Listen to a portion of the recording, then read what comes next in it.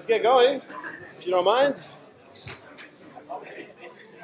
Not shaking too much here.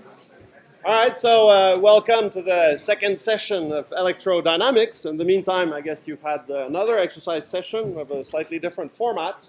I just wanted to start with a few little comments about the organization of stuff.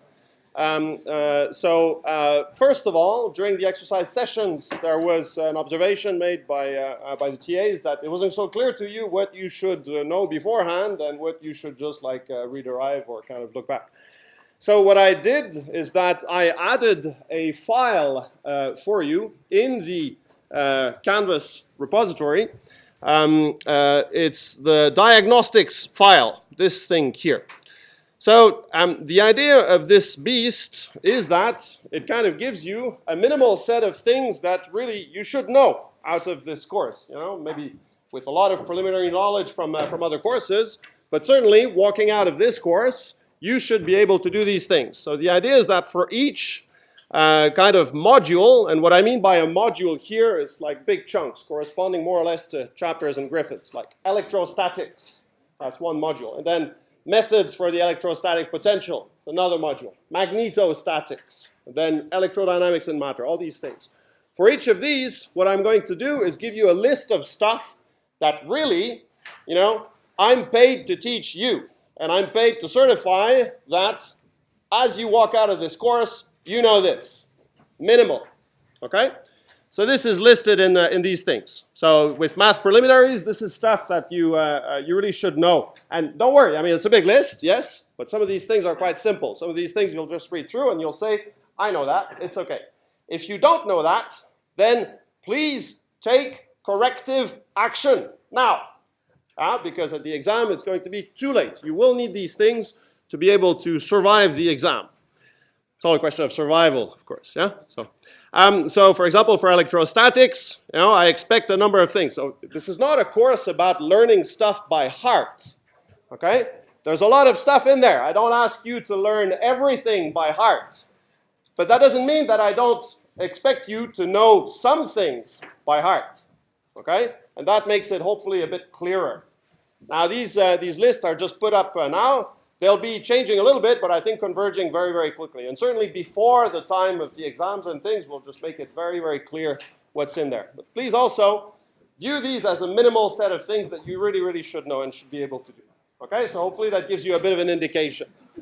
So that's the first thing. Then another question was asked about solutions to problems. So we're currently making an effort to catch up with these things. The folders for the solutions are ready. We just have to upload the solutions. They should be ready later on today for the the exercise sheets that you've had until now. And what we'll do, like I've explained last time, is give you solutions to some, but perhaps not all of the problem. The idea is that we do want to give you good examples of full solutions to problems, but we also want you to build your confidence that when you solve a problem, you know you've solved it. And if you're not sure, you know how to check your solution. And at some point, you know, you feel more confident. Because when you're out in the great big world, away from this like really safe, pampered environment that you're in, I mean, look at the seats you're sitting in, Once you're out in the real world, then at least you can with confidence say, no, this thing that is being talked about here, this is bullshit because I once learned in a class in electrodynamics that this is the way you do it. And that's the right thing. And yes, I do happen to remember that the exponent for that thing is 2, not something else. Yeah, so it's really a question of building your confidence with these things. Okay, so we'll see. Then another little thing is about the midterm exam, because you were like, well, you are still scheduled to go to this, World Fashion Center in the afternoon. I mean, you might go one door, you get like a Korean fashion, and the other door you get the electrodynamics exam. So anyway, you might choose something else. The problem is that some of you have an exam in the morning for another course. And there's just 1 hour difference between the two. So I contacted the scheduling team and asked for possibilities here. And the only possibility they offered is to essentially have the exam in the evening at 6 o'clock at the World Fashion Center or at 7 o'clock at the Amstel Hall. Now, I don't know about you, but you know, so in the evening like that, maybe, I don't know, maybe you'd be at your best. It depends on what time you wake up. Certainly you wake up before 1 o'clock, so that's already one thing. But I'm agnostic as to what you want to choose. The other possibility is that we just muster a little van, a kind of taxi to, you know, rapidly ship the people from the Astro exam to the thing. So those concerned, please maybe come to me at the pause or afterwards, and we can discuss possibilities for that and see how we do. Okay? So that's it for the kinds of announcements. Okay? Now, did any of you kind of look at the notes that I put online and stuff? Are you just like religiously following the book, or I mean, did you even notice that I had my own notes in there? Yeah. Okay. So please view them as a kind of accompaniment to the book and to other books and things. Hopefully, they give you a kind of good idea of what happens in class, because those are the notes that I use to actually teach you. Now, last time I had a very ambitious plan of doing the whole of chapter 2 in the second hour of the session. Of course, this like spectacularly backfired.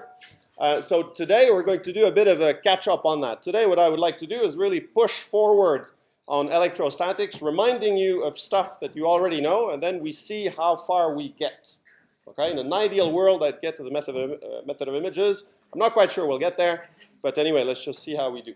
Okay.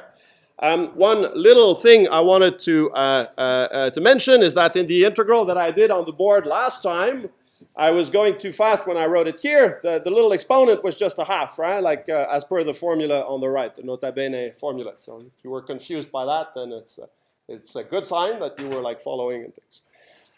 This particular integral is an integral that you needed to do in one of the problems that you had with these line charges. So integrals such as this, I wouldn't expect you to do spontaneously in an exam, right? I mean, I think I've mentioned that. No coronavirus, don't worry. It's like other things. My student is coming back from China tomorrow, so it's going to be next week that you'll get the coronavirus, but we'll see how we do. Okay, so the idea is that these integrals, you know, it's all very nice to be able to do integrals. You have to be able to do integrals. That's what you're paid for, even though you're not paid. Doesn't matter. That's what your job is. But this is not exactly what we will examine you on. Okay, so just don't get too excited. If I spend some time once in a while doing an integral, it's not necessarily core material. So typically for integrals like that in an exam, I would give you the formula that you need in one form or another. I also, usually in an exam, I give a kind of set of formulas, useful formulas, and then this has to be interpreted quite broadly because it's a big set of formulas, many of which are utterly useless for the exam, but they're still useful formulas. Yeah? You just have to be able to pick out the one that you need. Anyway, okay, so on this note, are there like big questions about last time, or can I just proceed now with the rest of electrostatics? Were there big interrogations? Philosophical, practical, political, psychological, no? Organization, yes? Is this course more focused on the conceptual understanding of electrodynamics or the practical application of mathematical skills to get a quantitative answer? Everything. There's no one without the other. I want you to understand the core concepts behind electrodynamics. I want you to be able to control the mathematics behind it so you can actually express your problems in the right language. I want you to be able to solve the problems formally. I want you to be able to understand physically what the solution means, and you know to use it. So typically, you know, the kind of stuff I really like is stuff that is very deep theoretically with good mathematical methods with a direct physical application. Yeah. So it's like you get your cake and you eat it too. That's what you can do when you're a theorist. Okay. So without further ado, then let's just carry on where we were. So last time we had calculated this electric field from the line charge. Today I just want to be a bit more mundane and really kind of let me just get this right. Just want to recall some notions that you already know. Okay, so you remember from your earlier classes the notion of an electrostatic potential. We've discussed the field until now. So what is the potential? So this is in the part about work and the electrostatic potential. So work and E electrostatic. Again, you'll get used to my writing. Potential. I'll also get used to my own writing again at some point. So what's the idea here? The idea is that we can actually compute the energy of a system from considering the work needed to assemble it. Okay, and the work we would need to assemble or to move a charge, this would correspond to working against the electrostatic force working on this charge. So what we would do is when we would move a particle from A to B, what we would just have is a line integral of the force, which is a vector, with the displacement element dl. Okay, so I've got some configuration of charges. I'm taking a charge from the outside and I'm pushing it in by going against the electrostatic forces. What we can do is just do a force or work per unit charge.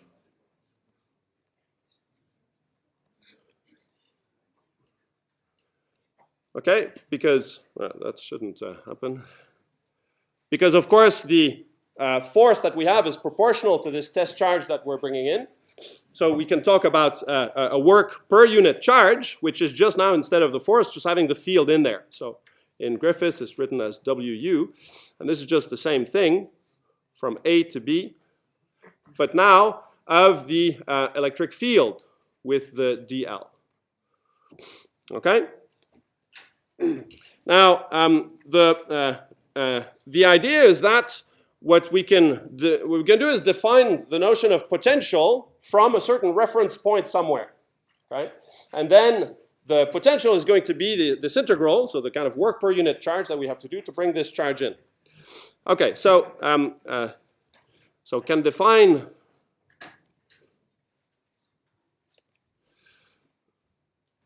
the potential. I really like how Griffiths writes it in the book. He says, introduction to potential, like he makes you meet potential. Yeah, my name is potential. And things. It's like it's an object, so it's the potential. So the idea is that we would define a now scalar valued function of the vector position. Okay, so this is R. Again, twiddle means boldface, three-dimensional vector. What we would do is essentially fix some origin point. So by definition, this would be the integral from some origin point that we have not yet specified up to position R of this field line integral. Sorry, that's just going a bit too far down the unlegible route here. Okay, so just with the displacement dl. Now, the point is that the difference is well defined and independent of the origin, okay, some reference point.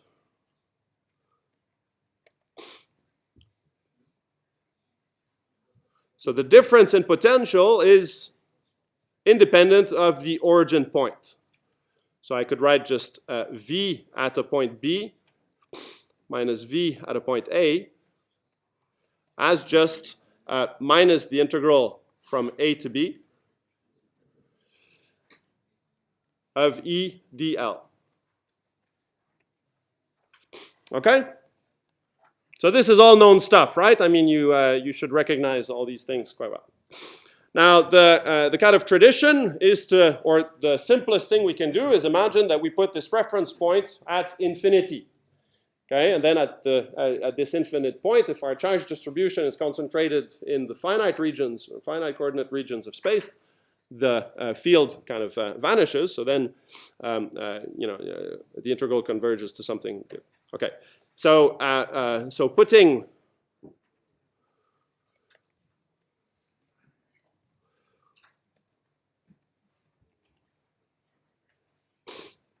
Okay, putting O at infinity, we get the potential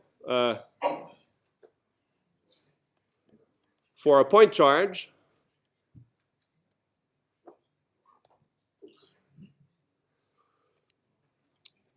okay.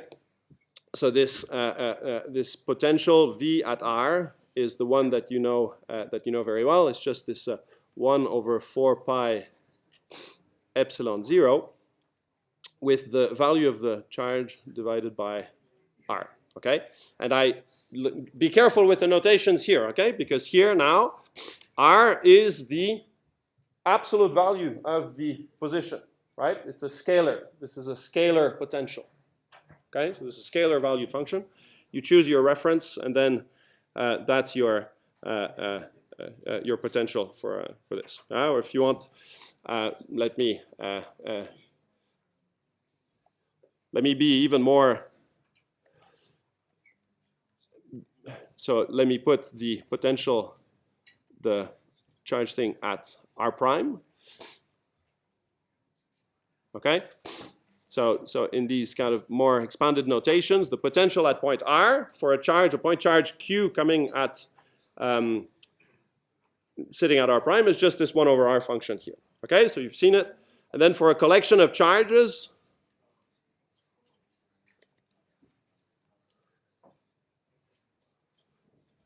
you can just invoke the superposition principle, just the linearity of the equations that we have. So the potential at R would just be 1 over 4 pi epsilon 0.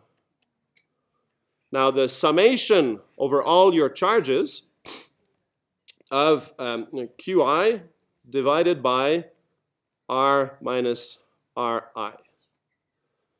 Okay? So once and for all, is there anything unclear about this notation? Abstracting its illegibility, which is a separate problem. The notation that I'm using here, is it crystal clear to everybody? I could ask the converse question. Is it unclear to anybody? Okay, very good. Fine. Okay. So this is for the kind of discrete distribution of charges that we have. If we have a continuous distribution of charges, so for a continuous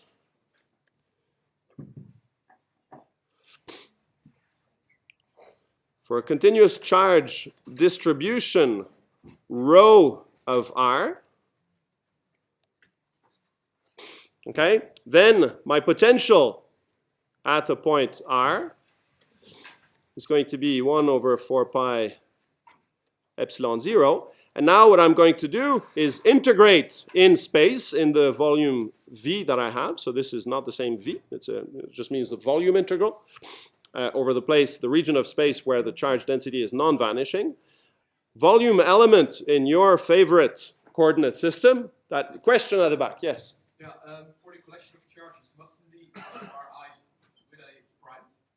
Second R. No, so prime is just notational. Now, so in the first case here, I'm using R here because that's the point in space at which you're measuring the potential. And the original charge Q was at point R prime somewhere else. But I only have one here. Okay? In this case here, what I'm saying is that you have a collection of charges at points Ri. Okay? I could put a prime in there if you wanted to. But it doesn't matter because there's already the little I index that differentiates them from the point R where I'm actually measuring the potential. Okay? Okay. I could be religious and always put a prime in the kind of source charges, but I'm not always going to be to, bend your mind a bit like this. Okay? Clear? Thank you. Yeah. Above distribution, what's that? Okay. Yeah, again, I'm sorry. This is something you'll get used to. Sometimes I make long words shorter. And if it's a word that ends with yon or something, then I usually cut it, and then I put a little n underlined there. Okay, sorry. It's like, yeah, you say you don't teach new tricks to an old monkey. That's just the way it is. I win like a fraction of a second that way, and then I spend like 30 seconds explaining it. But that's the way it goes. Okay? So now for a continuous distribution of charges, the only thing that I need to do is say that I integrate over the volume where this charge density is non-vanishing. So I have this rho now measured at r prime. And I just divide by the usual r minus r prime vector length. Okay? So that's another formula that you will have seen. And you can also have versions. So for, so surface line distributions. Okay, well you can see the notes. Maybe I can write them down small very quickly. 1 over 4 pi epsilon 0, and then I would have an integral over a certain surface. The surface element, traditionally it's written just with oh sorry, I should put the A. I'll follow the Griffiths conventions here. So a certain area dA prime, and now sigma of r prime divided by r minus r prime. And then for a line charge distribution, that's the one you've already played with last time, right?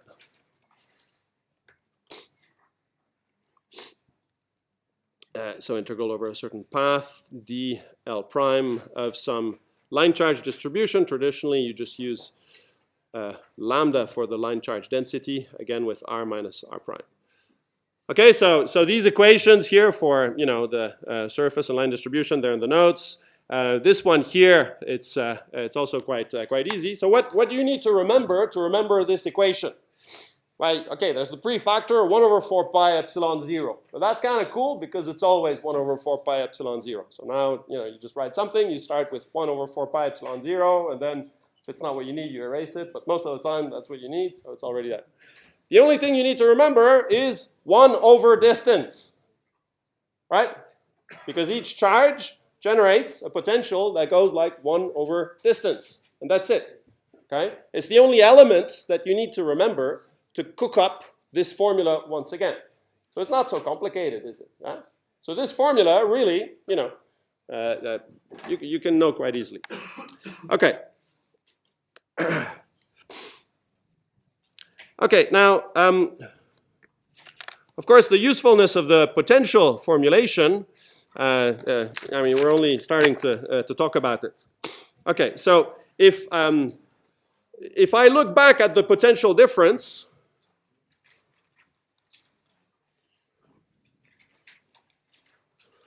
okay, so here again, my summary trick for you. Sometimes I do like potential, yeah? Yeah. So potential difference, if I take the potential difference that I had before between 2 points, V at B minus V at A, this, like we said, it's the integral of the, we'll use this later, but what is it? If I just use the definition of the gradient of a function, I'm just measuring the difference of the value of the function between 2 different points. So I can write this immediately as the integral from A to B of the gradient of V, right? Dotted into my displacement, dl. Okay? So here, yeah, maybe I should write it like this, right? Because so you understand now that grad operator acting on V is a vector. I take its inner product with the displacement vector, right? So I've got B here, I've got A here, and I've got some path, yeah, going from A to B. And what I do is that at each element of the path that I parameterize by, my favorite function, I just take a little vector displacement and I just dot it into the gradient of V at that point. I get it. Okay, so this is really just from the definition of the gradient, right? So if we compare now to the previous equation that I have, and I'll give you the number from the notes, referring to my numbering. So this is going to be equation 2.17.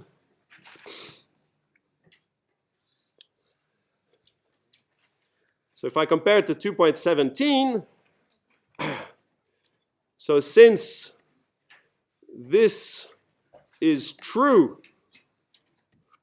okay, for any A and B, what we can do is simply identify the gradient of the potential with the electric field. So the electric field is just, up to a minus sign, the gradient of the potential. Okay, and this is going to be equation 2.24. Okay, so you already know that, right? You already know from your previous course that the electric field is the minus the gradient of the potential, yeah, which kind of makes sense, right? So the potential's there. You know potential is related to energy. You know that if you increase the energy somehow, you have to work against, therefore minus sign. Yeah, and you know, field represents the force per unit charge you have, gradient of potentials, increased rate of energy as a function of displacement and stuff, so it all kind of makes sense, okay? And if you don't like thinking like that, then just photograph this equation in your mind. It's a grand total of, you know, two things related by one differential operator. It's not too bad, you can do this, okay? But it's important to understand kind of where it really comes from, right? Thinking about forces, thinking about work, thinking about energy, and then just using the gradient definition, associating it to what we had, and we're done. Okay. So for an electrostatic field, we can necessarily write it like this. Okay. Now in the notes, I give you a kind of verification of this. It's, you know, you can read the notes, you'll see, but I'll just consider that you're already familiar with these things. Okay. Now, one immediate consequence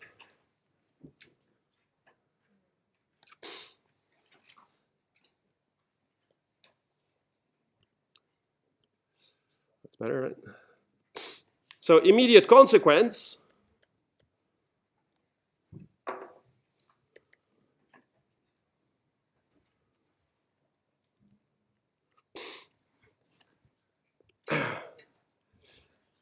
is that the curl of the electric field is equal to 0.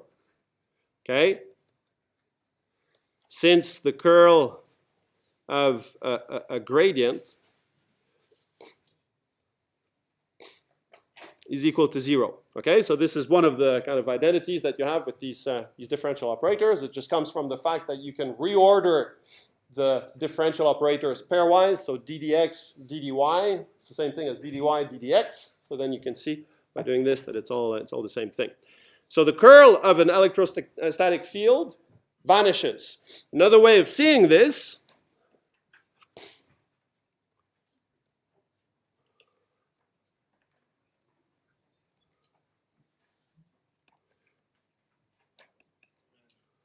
is the more physical way of doing it. So the work around the closed loop vanishes, okay? Because the electrostatic force is a conservative force, okay? So it only acts radially. So if you do a kind of cycle through it, you come back to the same radius. All the angular stuff don't do any work at all. If you do work one way, you need to do the counter work going the other way to come back to the same point. So the integral, okay, over a closed path of the electric field is 0. Okay, so no work on closed path.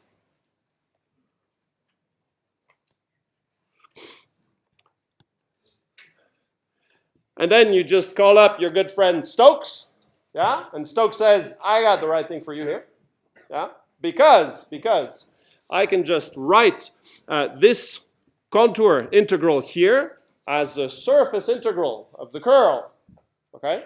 And since this has to work for any contour that you give me, then the integrand itself must vanish.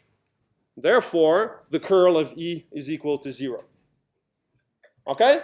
So again, these are things, so that should really like bring back memories from eons ago, like 12 months ago or something, when you were learning this the first time. Okay? Is this all okay? Yeah, relating the contour integral here, closed contour, using Stokes' theorem becomes the surface integral of the curl and the thing, and then it has to be 0 because the curve is arbitrary. Yeah? Yes? To work on a closed loop, does it generalize to work on a closed surface being 0? So work would be essentially a line integral, right? Because why is it a line integral? Because work, by definition, is essentially like counteracting forces, and forces are vectors, right? So there's no concept of a kind of work over a surface area. Yeah, there would be something that you could say that if I have a plaque like this, and you know, I'm pushing on the area like this, and I'm doing work on the whole thing, then you could say, yeah, okay, but you know, I know what the force is. It's just like that. There's certainly a work you have to do per unit area. Yes. So the concept exists, but not for this. Yes, this would still be just a vector that you're pushing against, doing work against it, and therefore accumulating energy. Okay. Okay. So these are kinds of very very important equations, right? So that the this one even has a number. Yeah? You two, you're famous. You all have a number. No, it's kind of UvA student number or something. EDL. Well, I got this right. No, I even got the wrong number here. Let me be consistent with the notes. This is 2.27. Okay, just so I can refer to it later. Okay, so and this one, I mean, it's the same equation. You can really know one from the other. This would be 2.26. But you see that this one kind of has a direct physical meaning, whereas the physical meaning of this one is a bit more obscure. Right? That's it. Okay. So yeah, I mean, in the notes there are some further comments in there. There's a nice little paradox for the curious among you as to how many independent objects you have in these things. I'll let you read through that because it's like it might make you philosophically uncomfortable if I share these things with you at the moment. But you know, I'll let you read the notes and have fun on this. Okay. So that's it. Okay. Anything unclear at this stage? Yeah. Recognition of stuff you already know? Yes? No? Overall? So?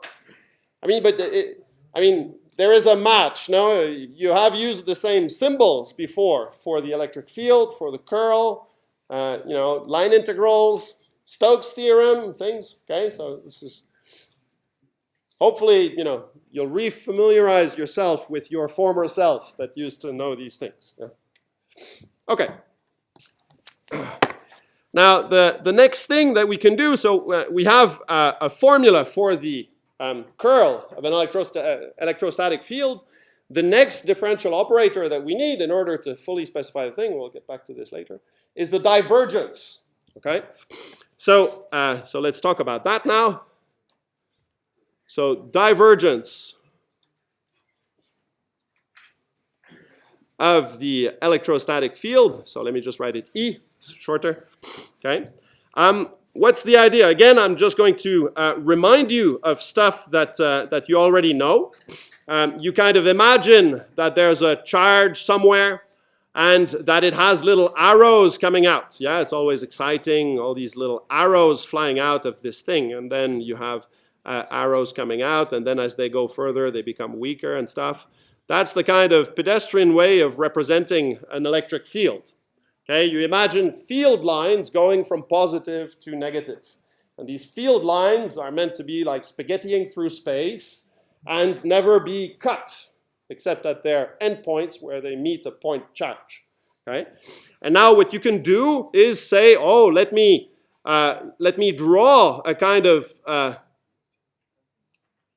ball, a volume. Yeah, so this is not a loop. This is really like a ball. I'm not quite sure if my, drawing talents are able to differentiate a ball from, how would I do that? I don't know. I mean, visualize it. No, I mean, don't rely on my drawing talents. So there's a ball in three-dimensional space, and we're looking at the flux of field lines through this ball.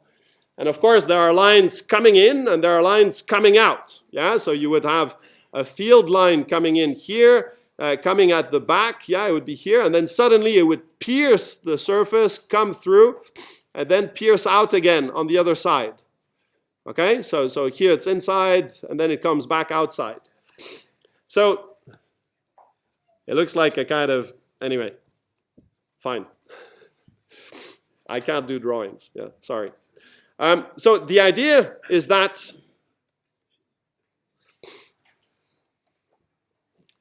for a volume in space,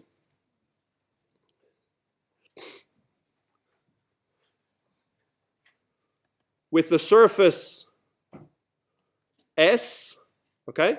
So imagine this is a three-dimensional blob, and I've got S defining the surface of this thing. Then what I can do is do an integral over a closed surface of the electric field dotted into the normal vector, the unit normal vector of the surface. Okay? So,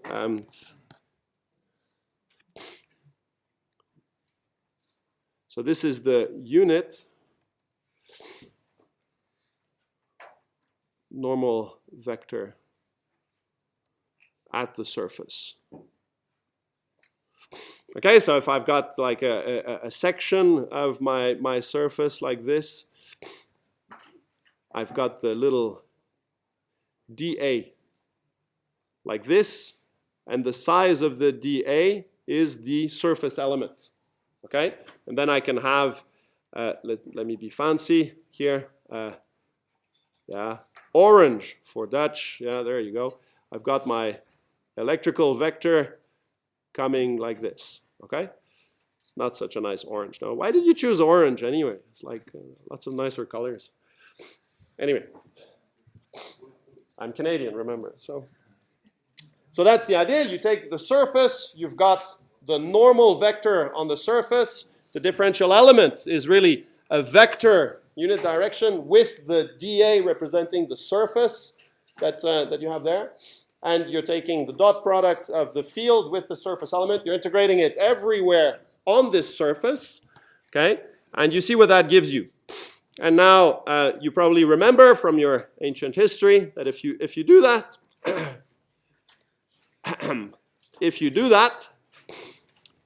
what you will get is so maybe starting for a point charge.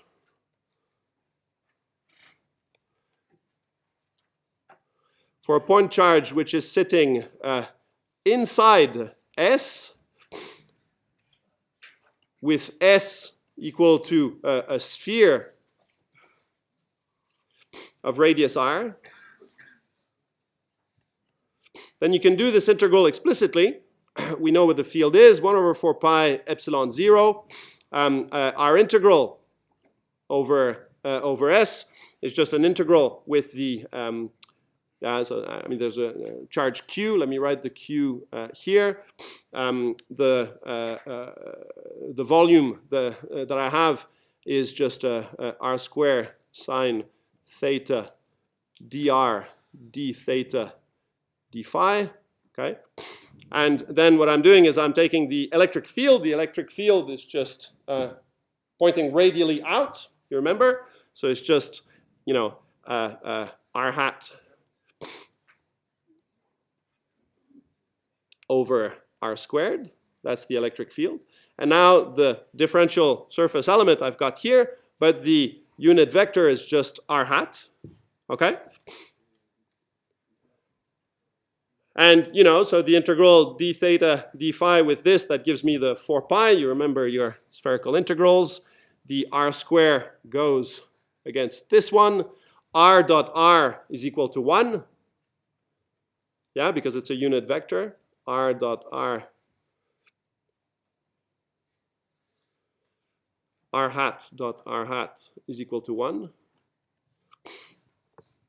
Okay, so this whole thing is just q divided by epsilon 0.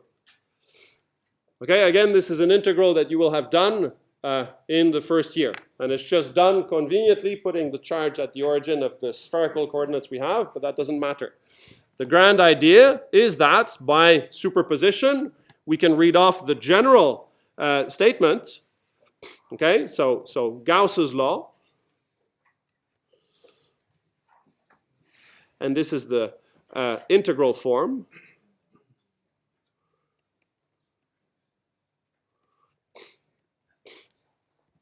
So this is simply that the integral over a closed surface of the field dotted into the unit surface vector. What that gives me is just the enclosed charge, Q enclosed, divided by epsilon 0. Okay, so Q enclosed.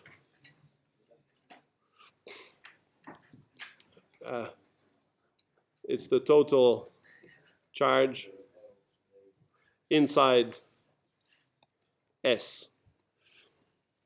Okay, so this is again like super important.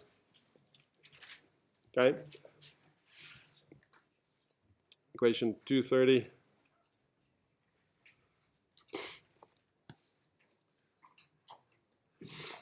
Okay, so by the divergence theorem,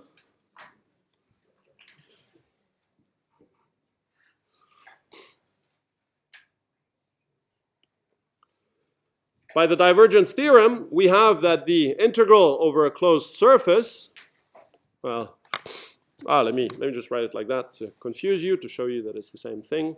dA dotted into E, yeah?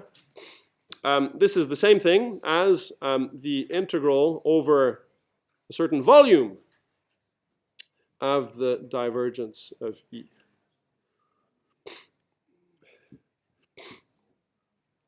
With the d tau. Okay, ordering of differential element or electric field doesn't matter. We're not doing quantum mechanics. You're all like commuting objects. Okay, so you remember the divergence theorem. The integral of essentially the thing over the surface is just the volume integral of the divergence of the thing. Okay, where S is the surface of V. Okay, and V is a, in general. It can be a singly connected, multiply connected, doesn't matter, okay?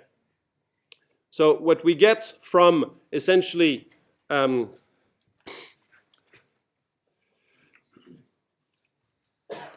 so using the representation that Q enclosed is equal to the integral over my volume V d tau of some rho of R. Okay, so tau is just the volume element of the thing that I parameterized with R. These two integrals, modulo the 1 over epsilon 0, have to be the same, and this has to be true for any volume. Therefore, the integrands have to be the same. So what we get is Gauss's law in differential form,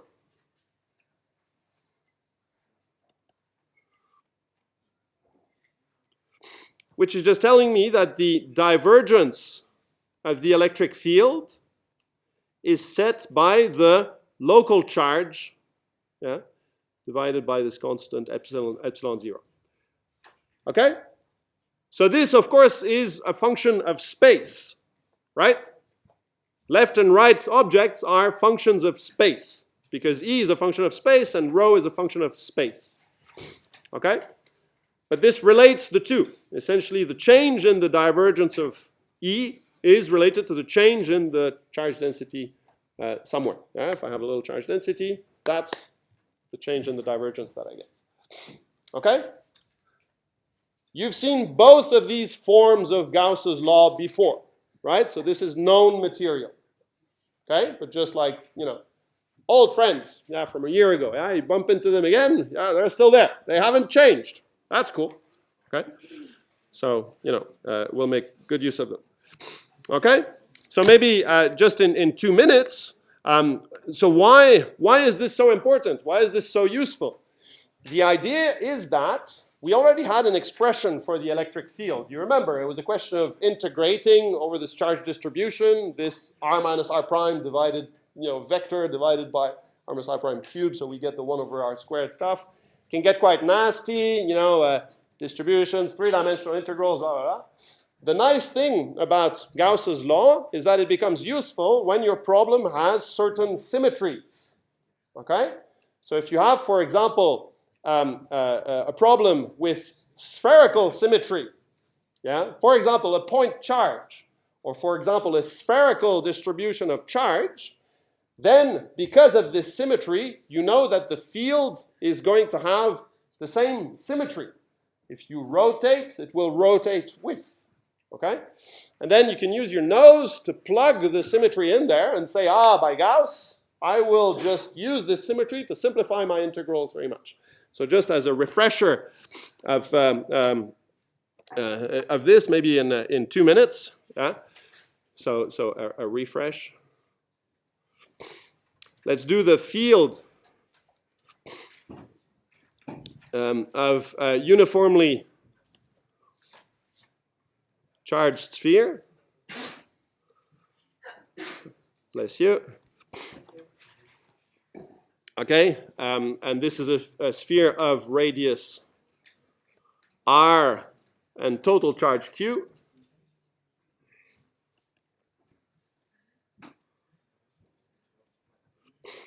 Okay, so what this is, so what we do is, if I say a Gaussian surface, I consider a Gaussian surface, so that's just an imaginary sphere somewhere. So if I take a Gaussian surface of